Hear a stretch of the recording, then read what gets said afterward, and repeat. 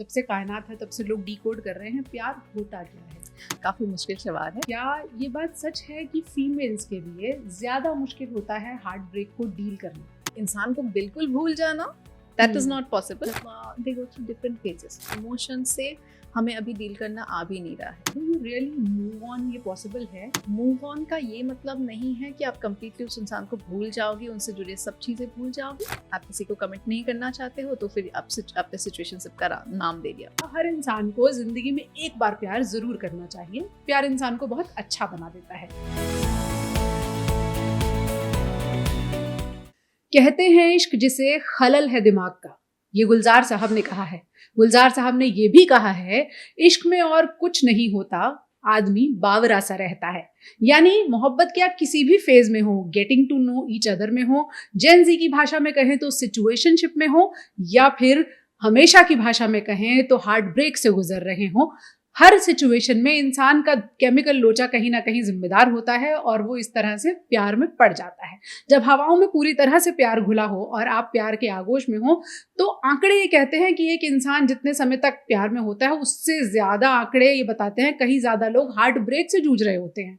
तो ऐसे समय में जब आप गुलाब ले देकर फ्री हो गए होंगे, हम आगे की बात कर लेते हैं। कभी ना कभी हर किसी को जिंदगी में हार्ट ब्रेक से गुजरना पड़ता है। हमारे साथ मिस अनोना बोरदोलोई हैं जो कि साइकोलॉजिस्ट हैं, फोर्टिस हॉस्पिटल से जुड़ी हुई हैं। आज इनके जरिए आपको ये समझाने की कोशिश करेंगे कि अगर दिल टूट ही जाए तो हैंडल करना कैसे है और आपको क्या करना है। सबसे पहले तो मैम ये जानना चाहेंगे कि क्या ये बात सच है कि फीमेल्स के लिए ज्यादा मुश्किल होता है हार्ट ब्रेक को डील करना? हाँ जी, आई थिंक हम मेल फीमेल तो बहुत ज़्यादा आई डोंट थिंक सबके पास दिल है तो फिर हार्ट ब्रेक तो सबका होता है। लेकिन ऐसा देखा जाता है कि फीमेल्स को इनिशियल फेजेस में शायद मूव ऑन करना थोड़ा मुश्किल होता है, लेकिन लेटर स्टेजेस में वो काफ़ी अच्छे से डील करते हैं, जबकि मेन शायद इनिशियल स्टेजेस में उनके लिए थोड़ा डिफिकल्ट, मतलब उनके थोड़ा इजी होता है, बट लेटर ऑन दे वो हो सकता है वो स्टक हो जाए उस स्टेज में। बट यस, मतलब ये प्रैक्टिस में मोस्ट कॉमनली आई वुड से कि हम थोड़ा बहुत देखते हैं। अगर हम रीजन में जाएं कि ऐसा क्यों होता है कि इनिशियली फीमेल्स के लिए मुश्किल होता है to get over a thing? Well I think एक तो yes we are differently wired, male female, plus I think बहुत सारे सोशल फैक्टर्स भी होते हैं। जैसे कि अगर हम इवन स्टैटिस्टिकली देखें तो शायद आज भी मतलब हम ज़्यादा लोगों को देखेंगे, ज़्यादा मेल, दे आर वर्किंग और they have more chances of social interaction, तो उनके लिए आसान होता है कि सिर्फ एक चीज़ से ना उनको डील करना पड़े। दे हैव 100 अदर थिंग्स कि जिसमें वो कर सकते हैं, वो फ्रेंड से मिल सकते हैं, बाहर जाने की अपॉर्चुनिटीज उनके पास ज़्यादा है, सोशल सपोर्ट शायद ज़्यादा है। वेयर एज फीमेल अगेन बहुत सारे स्टिग्मास होते हैं, तो हम काफ़ी लोग if you are not married तो रिलेशनशिप अभी भी एक स्टिग्मेटाइज्ड चीज़ हो सकती है। तो हो सकता है आप बहुत लोगों से बात नहीं कर पाते हैं, तो उसमें भी, और आप if you are not busy otherwise तो हो सकता है कि उसमें आप ज़्यादा टाइम लगाते हैं। तो इससे जो मैं समझ रही हूँ वो ये है कि अगर आप बिजी रहते हैं तो हार्ट ब्रेक से उभरना आसान है थोड़ा, to a certain extent yes. हाँ जी, क्योंकि अगर हम खुद को किसी तरह से बी इट सेल्फ केयर, आप कोई काम कर रहे हो तो फिर हम एक प्री ऑक्युपाइड स्टेट में नहीं रहते हैं कि मुझे बस एक ही चीज़ के बारे में बार बार ख्याल आ रहा है। मैं बाकी चीज़ों में भी ध्यान देती हूँ। मुझे अभी मतलब मान लीजिए काम पे जाना है तो उस टाइम पे I am very busy in focusing on something else, तो फिर हो सकता है उस वजह से वो थोड़ा आसान हो जाता हो। खाली लोगों के दिमाग का खलल होता जी।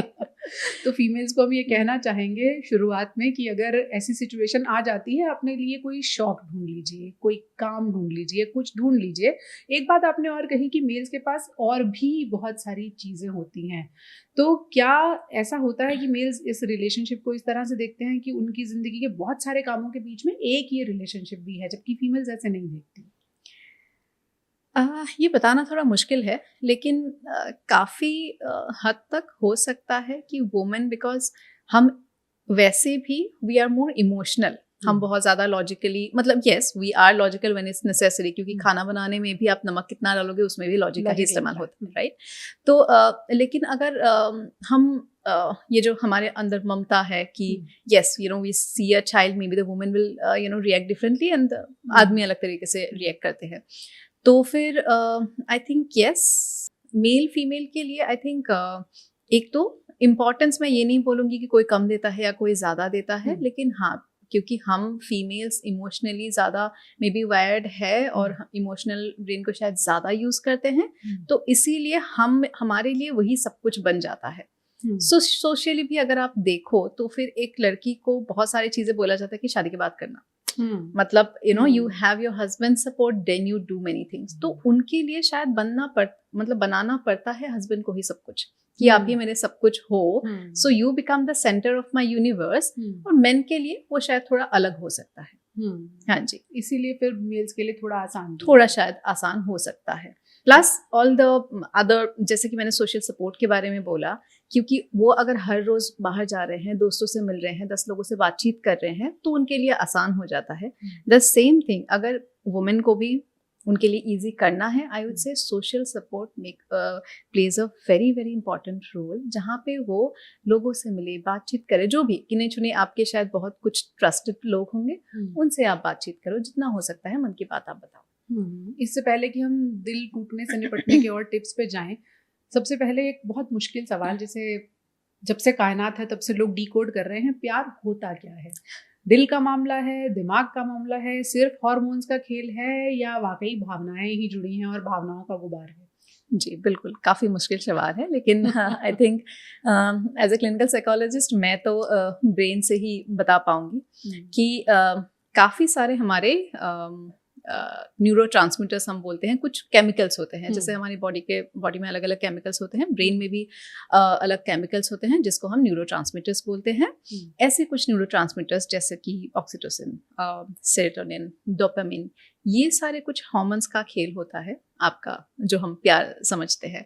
तो किसी का एनीबडी, मतलब ज़रूरी नहीं है कि आपका पार्टनर ही हो, लेकिन कोई भी बच्चा आके जब आपको हग करता है, that helps in releasing oxytocin, तो फिर उससे हमें वो फील गुड वाला फैक्टर आता है। देन अगेन सेरोटोनिन, कि आप कुछ भी काम कर रहे हो, उससे यू नो डोपामाइन रिलीज हो रहा है, सेरोटोनिन रिलीज हो रहा है, और उससे हमें अच्छा महसूस होने लगता है। हैप्पी हार्मोन्स कहते हैं। हाँ जी, हैप्पी हार्मोन्स हम बोल सकते हैं जी। ये केमिस्ट्री ऑफ लव है। ये भी माना जाता है कि सेक्सुअल एक्टिविटी भी जब है तो ऑक्सीटोसिन रिलीज होता है, नॉरएपिनेफ्राइन रिलीज होता है। तो जो हम अक्सर फिल्मी दुनिया में भी देखते हैं, किसी को देख के घंटियां बज गई या फिर नीज वीक हो गई, अक्सर हम सुनते हैं, ये भी कहीं ना कहीं केमिकल से जुड़ा हुआ है। हाँ जी बिल्कुल, केमिकल से जी। ये प्यार की केमिस्ट्री है जो हम आपको समझा रहे हैं। आपको लग रहा है कि दिल में गड़बड़ है, असल में दिमाग आपको ये समझा रहा है कि आपके दिल में गड़बड़ है। हो जो कुछ भी रहा है वो दिमाग में हो रहा है। बिल्कुल। तो ऐसे में ये तो हमने हैप्पी हार्मोन्स की बात की, when you are in love और you are falling in love. जब दूसरा वाला फेज आ जाएगा कि you get out of it, और या फिर आप हार्ट ब्रेक से जूझ रहे हैं, उस समय किस तरह के हार्मोन्स फिर रिलीज होंगे? सेम, मतलब देखिए न्यूरोट्रांसमीटर्स तो सेम ही होंगे, उसका बस ज्यादा कम, कि एक फेज में शायद वो आप यू नो वो नेचुरली सीक्रेट नहीं कर पा रहे हैं, और आप उसी स्टेट में, जैसे कि आई थिंक यहाँ पे मुझे बोलना चाहिए कि जो हार्ट ब्रेक्स होते हैं वो भी एक तरह का ग्रीफ मतलब किसी को लूज करना, वो चाहे आपकी जॉब की लॉस हो, आपकी किसी की जिंदगी में, मतलब आपकी जिंदगी में किसी की प्रेजेंस ना रहे, वो हो, लेकिन किसी भी तरह की ग्रीफ से अगर इंसान जा रहा है तो दे गो थ्रू डिफरेंट फेजेस। जैसे कि हो सकता है वो अभी डिनायल में है कि नहीं मेरे साथ तो ऐसा नहीं हो सकता, ये कैसे मुझे छोड़ के जा सकते हैं, उससे लेके एक डिप्रेसिव फेज भी होता है।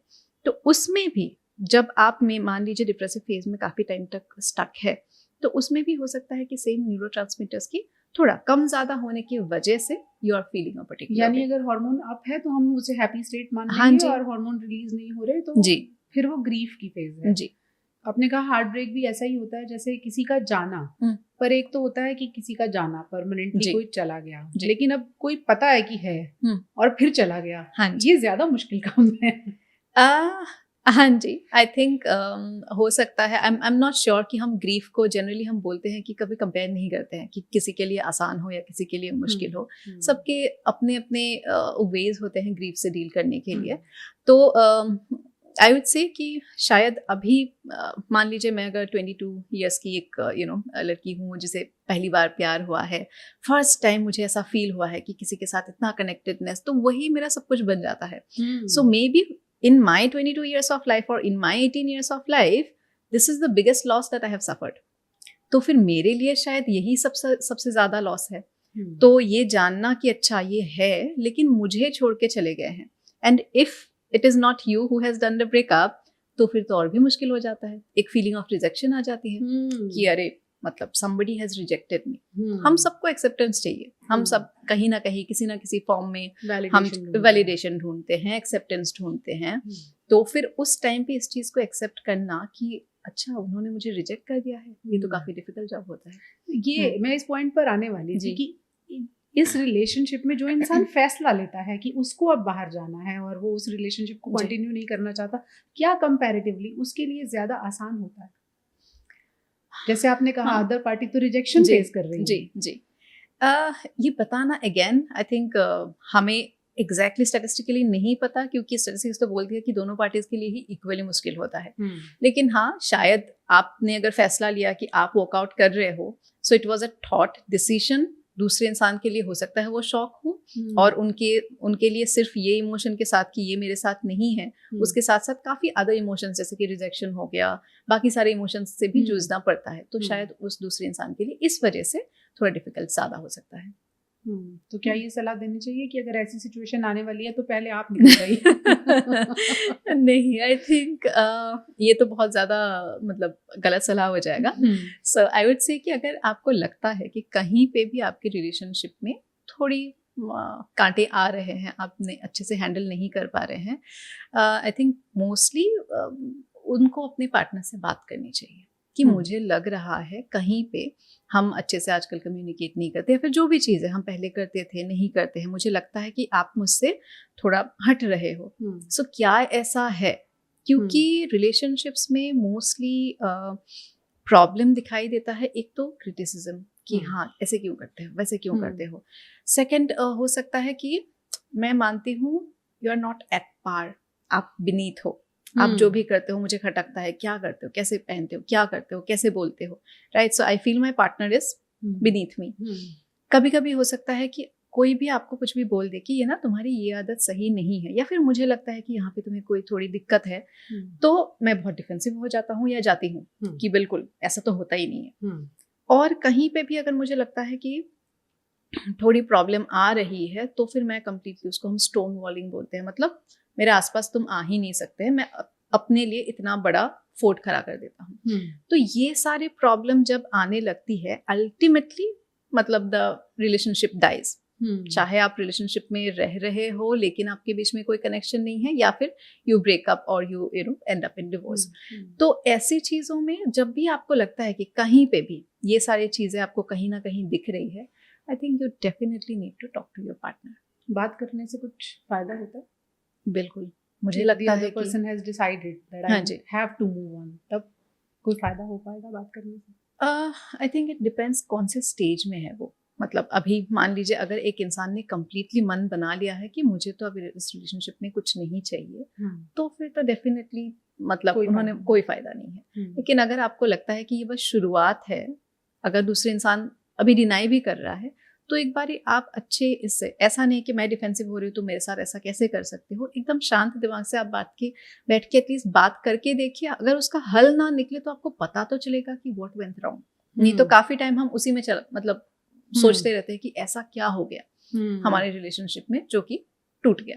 इसीलिए कोशिश जरूर करनी चाहिए. फासला नजरों का धोखा भी तो हो सकता है, वो मिले या ना मिले, हाथ बढ़ा कर देखो. एक कोशिश आप अपनी तरफ से कीजिए, और उसके बाद फिर एक टर्म आती है move on. I have moved on. जी, do you really move on? ये पॉसिबल है? जैसे कि मैंने ग्रीफ के साथ इसको रिलेट किया था, तो देखिए मूव ऑन मतलब अगर हम ये सोचते हैं कि कंप्लीटली भूल जाएंगे उस इंसान को, वो तो नहीं हो सकता. वो आपके हमारे लाइफ में अलग अलग स्टेजेस में लोग आते हैं, कोई हमारे ऊपर डीप इम्पैक्ट पड़ता है, कोई ऐसे ही चले जाते हैं. अगर आप रिलेशनशिप में रहे हैं तो फिर ऑफ कोर्स वो इंसान आपके ऊपर काफ़ी डीप इम्पैक्ट वो डालते हैं.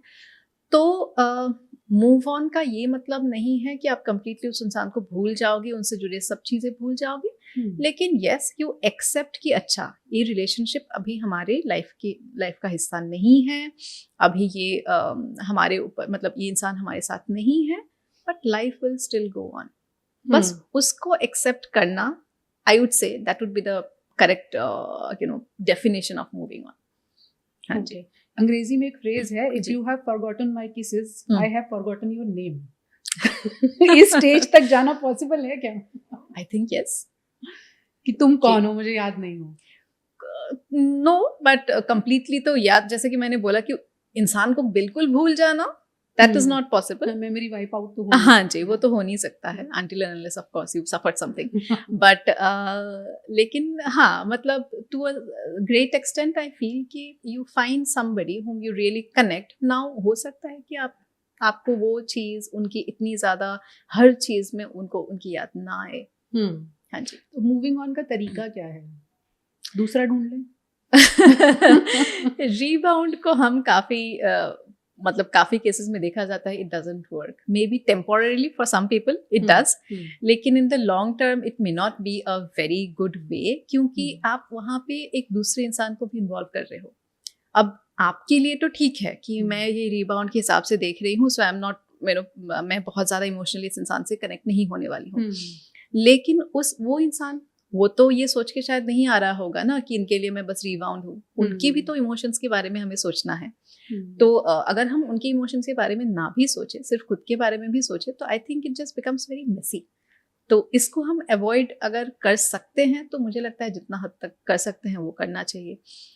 उसके तरीके जैसे कि मान लीजिए खुद के ऊपर फोकस करना, कि जैसे हम बहुत ज़्यादा कुछ समय तक तो प्रीऑक्युपाइड रहते ही है, वो ह्यूमन नेचर है कि उसी की याद आती है, दैट्स एब्सोल्युटली फाइन।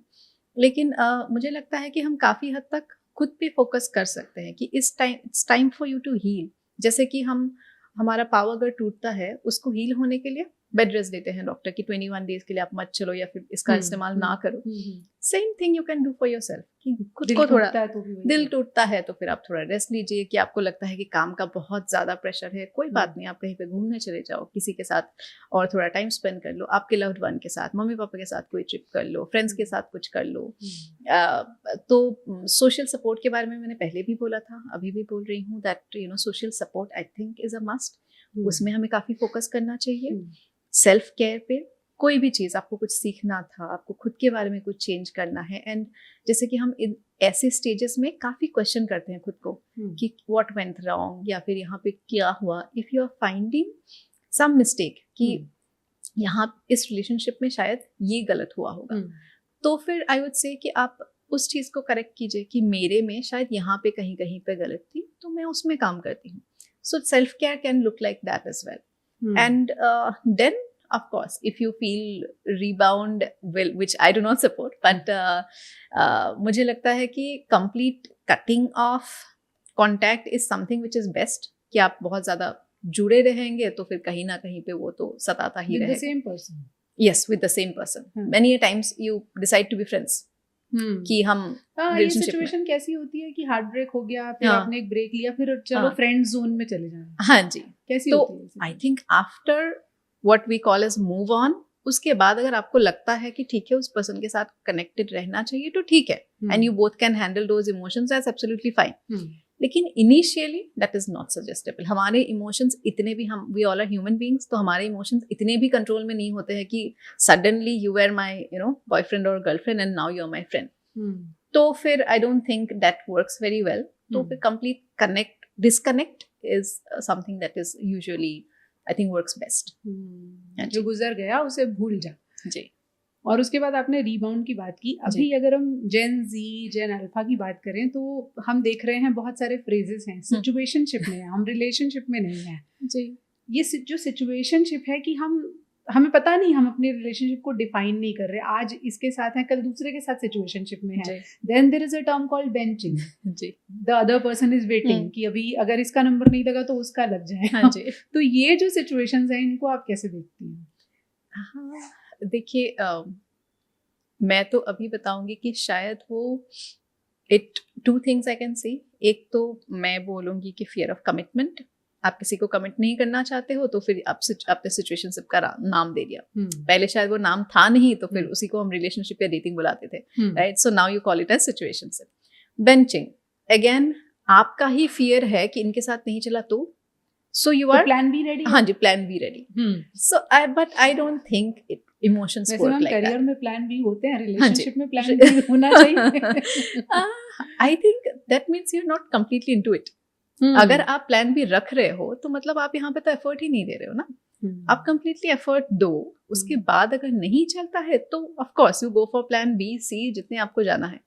बट इसमें भी वो जो हमने रिबाउंड के बारे में जैसा बोला, ये benching is also not, you are not being fair to the other person. तो फिर तो I don't think, and emotions इतने जल्दी तो चेंज नहीं हो सकते कि अभी मेरे इनके साथ ये था, नेक्स्ट दिस। तो I think you just need to give time, go at थोड़ा हम धीरे धीरे हमें चलना चाहिए। अभी आपको जेन जी और जेन अल्फा भी सुन रही होगी। हाँ जी। और बहुत सारे लोग ऐसे होंगे जो सिचुएशनशिप में हैं, हाँ जी, या बेंचिंग वाले फेज में भी हाँ हैं। जी। बहुत जल्दी रिलेशनशिप चेंज करती है आज की जनरेशन।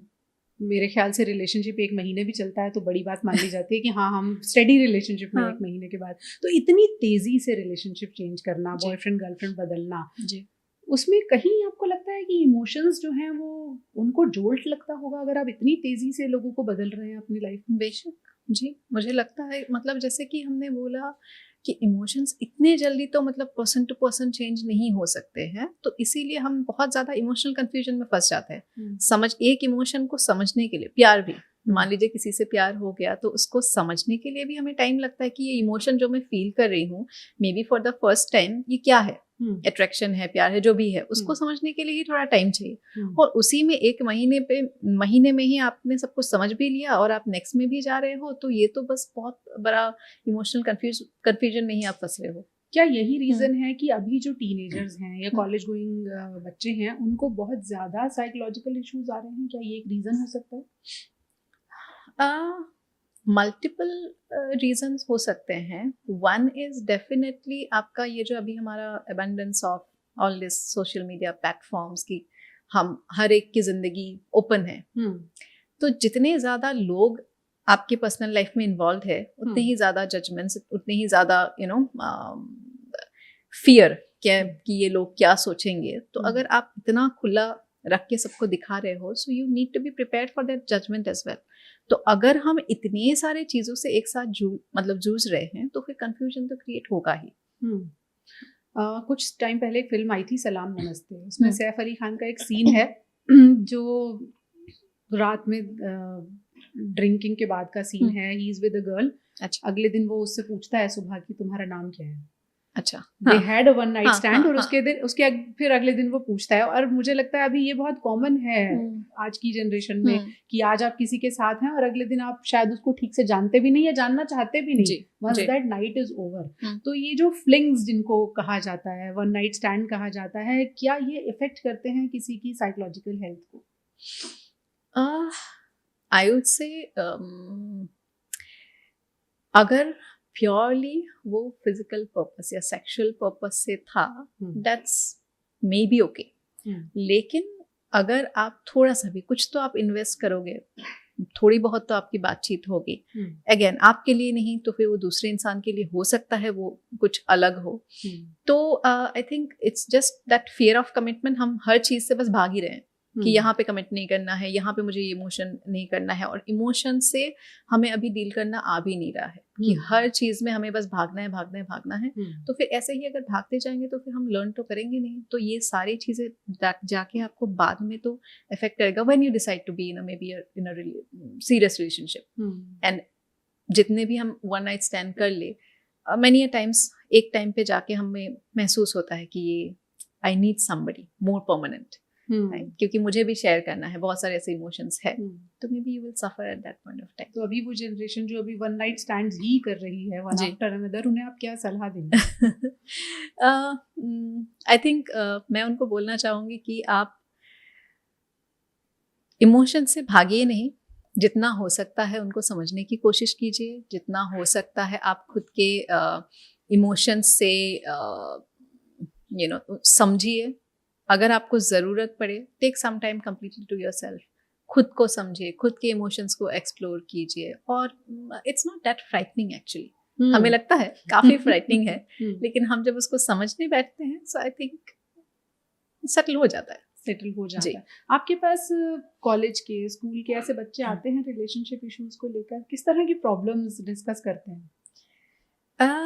आई थिंक मैंने अभी जो देखा है तो fear of commitment is one of the common ones, कि नहीं होता है। एंड देन इमोशनल मैच्योरिटी की बात आती है। ऑफ कोर्स अगर आपने कभी वो स्टेज देखा ही नहीं है तो फिर आपको वो काफ़ी ऑड लगता है कि मतलब अच्छा आप सीरियस रिलेशनशिप के बारे में सोच रहे हो, या फिर आप इतनी जल्दी मूव ऑन हो गए, मैं तो नहीं हो पाए, या फिर कोई किसी को होता है कि अच्छा वो तो काफ़ी ज़्यादा कमिटेड हो गए, हम तो वहाँ पे पहुँचे ही नहीं हैं।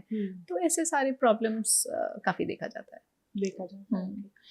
हार्ट ब्रेक के केस में हमने देखा है जब बहुत सीरियस रिलेशनशिप है, कई सालों का रिलेशनशिप है, तो कई बार लोगों को दिक्कत भी बहुत ज़्यादा होती है, चाहे वो मेल हो चाहे फीमेल हो।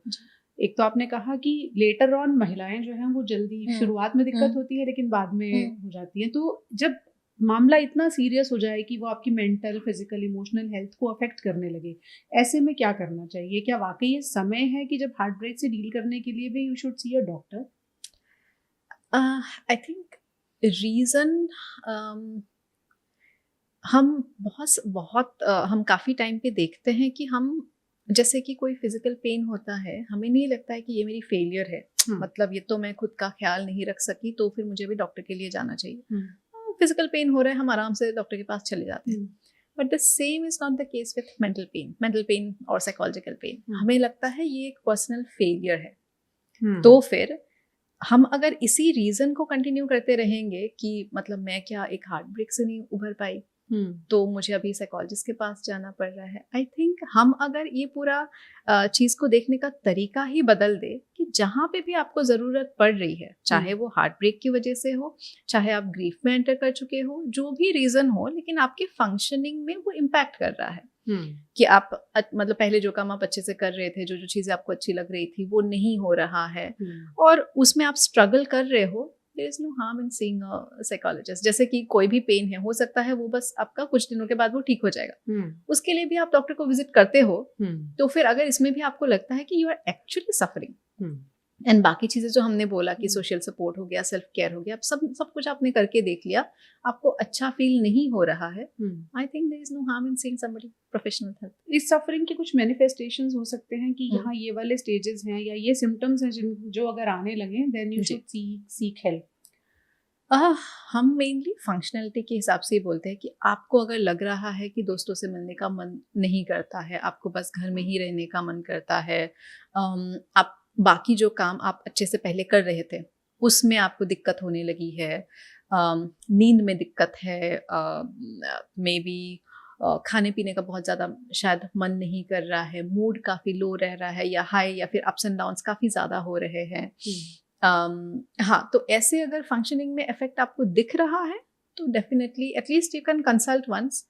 जो भी स्टेज में हो आप, maybe the other person can help you in understanding कि हो क्या रहा है एग्जैक्टली आपके साथ। देखिए, हमने केमिस्ट्री ऑफ लव डिस्कस की, जिसमें हमने बताया कि जब आप रिलेशनशिप में हैं, प्यार में हैं, तो ऑक्सीटोसिन रिलीज हो रहा है, डोपामिन का लेवल हाई है, नॉरएपिनेफ्राइन रिलीज हो रहा है, सेरोटोनिन रिलीज हो रहा है। इसी तरह जब आप हार्ट ब्रेक में हैं तो शायद यही केमिकल इम्बैलेंस आपको परेशान कर रहा है। इन केमिकल्स का लेवल इतना नीचे जा चुका है कि आप डिप्रेशन की स्टेज तक पहुंचने के कगार पर हो सकते हैं। ऐसे टाइम पे मैम क्या इन केमिकल्स को भी बैलेंस करने की जरूरत है? Would they need medicines also? At times yes, मतलब अगर वो क्लिनिकल स्टेज में पहुंच गए हैं देन यस, कि मान लीजिए कोई ग्रीफ स्टेज में, मान लीजिए कोई डिप्रेशन में चला गया है, तो फिर डेफिनेटली उसको बैलेंस करने के लिए, केमिकल बैलेंस क्योंकि इतना ज़्यादा हो रहा है, आपकी फंक्शनिंग में बहुत ज़्यादा इफेक्ट हो रहा है, तो फिर मेडिसिन की हेल्प हो सकती है। लेकिन बाकी चीज़ें जैसे कि हमने बोला फिजिकल एक्सरसाइज, आपकी लाइफस्टाइल बहुत सारे चेंज करके भी हम इन केमिकल्स को बैलेंस कर सकते हैं। तो फिर शायद, हाँ जी, जैसे कि फिजिकल एक्सरसाइज से हमारा केमिकल रिलीज होता है, सो यू फील गुड, तो उस हिसाब से हम बाकी सारी चीज़ें भी करके देख सकते हैं, जैसे कि सोशल कनेक्शन से, उसमें भी आपका केमिकल रिलीज हो सकता है, which can be helpful in again getting back to your normal life. तो हम बाकी सारी चीज़ें करके देख सकते हैं, बातचीत करके देख सकते हैं, जो कि आप ब्रेकअप के बाद आप जो बहुत मे बी सेल्फ डाउट या फिर वो रिजेक्शन में बहुत ज़्यादा आप डीपली चले गए हैं, तो उससे डील करने के लिए आप मान लीजिए प्रोफेशनल हेल्प किसी साइकोलॉजिस्ट के पास जा रहे हैं, उनसे बातचीत करके आपको काफ़ी चीज़ों का हल मिल रहा है, तो आप अपने आप वो बैलेंस होने लगते हैं। अगर नहीं हुआ then if you are actually suffering and आप कोई क्लिनिकल स्टेज में चले गए हैं, डेफिनेटली मेडिसिन कैन हेल्प। एक बड़ा देसी जुमला है, बस ट्रेन और लड़की एक जाती है दूसरी आती है। There is something called a cooling off period. तो अगर मैं आपसे पूछूं कि एक हार्ट ब्रेक से चलिए एक इंसान ने डील किया, उसको कब लगना चाहिए हाँ अब टाइम है, अब मैं दूसरे रिलेशनशिप के बारे में सोच सकता हूँ? आई थिंक डिफिकल्ट क्वेश्चन लेकिन कूलिंग ऑफ पीरियड कितना होना चाहिए? आई वुड से अगेन ये सबके लिए अलग अलग होता है। जब आपको लगता है कि yes I am ready now to maybe getting my heart broken again, कि अब इससे मुझे इतना दर्द नहीं लगता है, फिर दिल तोड़ने के लिए हम तैयार हैं, आ जाओ। Then yes, so when you are completely yourself, जब आपको लगता है कि हाँ हम वो हुआ था, एक ऐसा किस्सा हुआ था हमारे साथ, अब उसका मेरे ऊपर इतना इम्पैक्ट है नहीं, I am ready to maybe explore more and बहुत ज़्यादा और लोगों से बातचीत करने के लिए मैं तैयार हूँ, देन यू गो अहेड। लेकिन इसका कोई ऐसा स्पेसिफिक पीरियड है नहीं, किसी के लिए वो 2 महीना भी हो सकता है, किसी के लिए वो 2 साल भी हो सकता है, आजकल की जनरेशन के 2 दिन भी होता है। तो एक और शेर है, इश्क की दास्तान है प्यारे, अपनी अपनी जुबान है प्यारे। हर किसी की लव स्टोरी बिल्कुल अलग होती है और हर किसी के लिए हार्ट ब्रेक से डील करना भी बिल्कुल अलग होता है। लेकिन एक फिल्म आई थी प्यार तो होना ही था, उसमें ओमपुरी ने एक डायलॉग बोला था। ओमपुरी साहब ने कहा था, हर इंसान को जिंदगी में एक बार प्यार जरूर करना चाहिए, प्यार इंसान को बहुत अच्छा बना देता है। तो हम हार्ट ब्रेक की स्टोरी को भी इसी नोट के साथ एंड करेंगे कि प्यार से डरने की जरूरत नहीं है, हार्ट ब्रेक से डील करने के बहुत से तरीके हमने आपको बताए हैं। उम्मीद करेंगे कि आपकी जिंदगी कम से कम हार्ट ब्रेक से गुजरे, और गुजरेगी तो ये एक्सपीरियंस भी अपने आप में अनोखा होता है, उससे गुजरने से डरिएगा मत। Thank you so much Anuradha ji हमसे जुड़ने के लिए। बाकी जो टूटे हुए दिल होंगे उनके सवालों के साथ हम फिर आपसे जुड़ेंगे और उनके जवाब आप लोगों तक पहुंचाएंगे। अगर आपके फिर भी कोई सवाल हो तो हमें भेजिएगा। Thank you so much.